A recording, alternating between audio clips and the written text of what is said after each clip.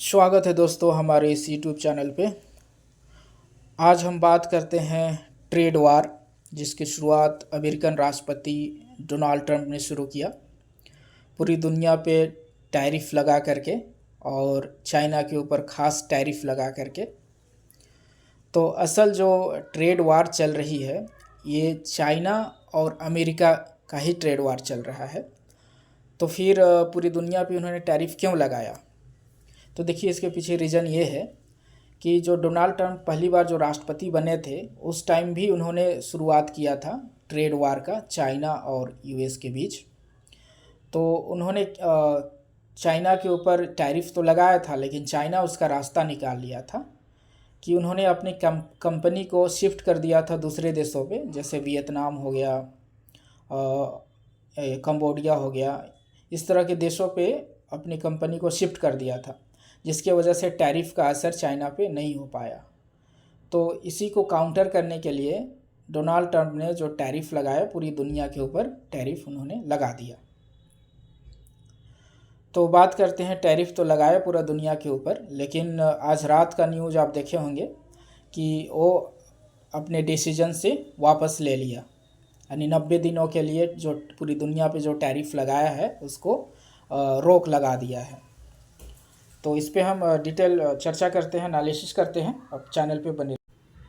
जी हाँ, जैसे कि आप न्यूज़ देखे होंगे, अभी पूरा वर्ल्ड मीडिया, इंडियन मीडिया, हर जगह पे न्यूज़ चल रहा है कि डोनाल्ड ट्रंप ने पॉज कर दिया टैरिफ को 90 दिनों के लिए। तो ऐसा क्यों किया? देखिए, आप किसी एक देश से लड़ सकते हैं, किसी एक देश को टारगेट कर सकते हैं, लेकिन पूरी दुनिया से आप नहीं लड़ सकते हैं, क्योंकि आपको कहीं ना कहीं किसी देश की ज़रूरत पड़ेगी ही, क्योंकि आप खुद इंडिपेंडेंट नहीं है हर चीज़ों के लिए।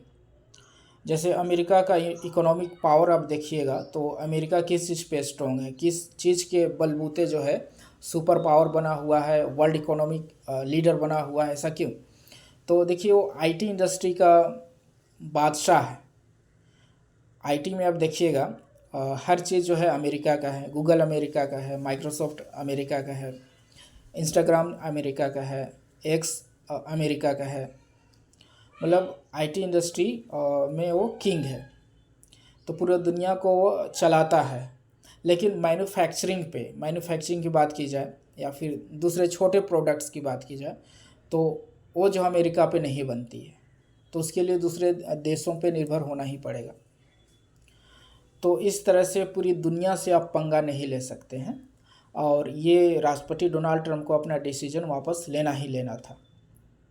दूसरा रीज़न ये है कि जैसे उन्होंने टैरिफ का अनाउंसमेंट किया था, उसके बाद से ही पूरे वर्ल्ड में जो है पैनिक का माहौल क्रिएट हो गया था। यूरोपियन कंट्री भी इसके अगेंस्ट में खड़ा हो गए थे, और इसके अलावा खुद अमेरिकन पब्लिक, उन्होंने प्रोटेस्ट करना शुरू कर दिया था। उन्होंने डोनाल्ड ट्रंप को ये बोल रहा था कि he is a lunatic man, ऐसे बोल बोल करके वो प्रोटेस्ट करना शुरू कर दिए थे। तो इस खतरे का आभास जो है हो गया था राष्ट्रपति डोनाल्ड ट्रंप को, कि ये जो हम फैसला लिए हैं, ये ज़्यादा दिनों तक हम इसको कंटिन्यू नहीं कर पाएंगे। इस वजह से उन्होंने अपना टैरिफ को वापस ले लिया। और दूसरा थ्योरी ये भी चल रहा है मार्केट में कि राष्ट्रपति डोनाल्ड ट्रंप क्या है, एक बिजनेसमैन है।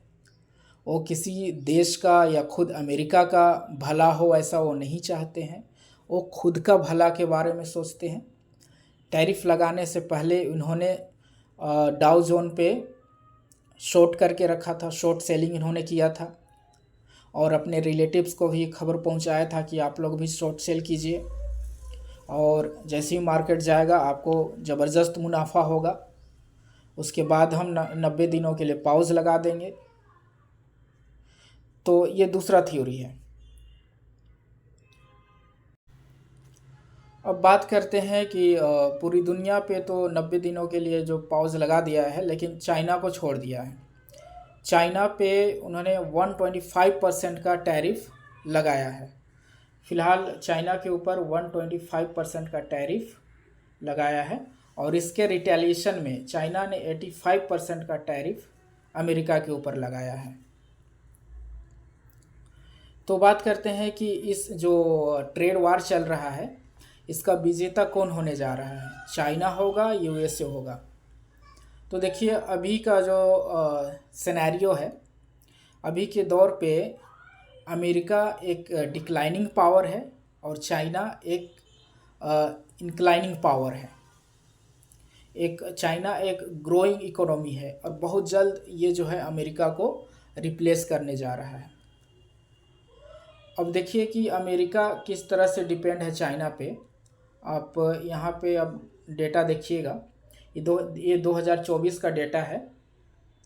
यूएस और चाइना के बीच जो ट्रेड होते हैं तो 439 बिलियन का अमेरिका इंपोर्ट करता है चाइना से, और जबकि चाइना इंपोर्ट करता है अमेरिका, और चाइना जो है अमेरिका से जो इंपोर्ट करता है 144 बिलियन का। तो देखिए कितना ज़्यादा गैप है। ये जो गैप है 295 बिलियन डॉलर का ये गैप आपको दिखाई देगा। तो जब आप दूसरे देश पे इतने ज़्यादा डिपेंडेंट है और उसी देश से आप लड़ाई लड़िएगा तो ये कहाँ की समझदारी है।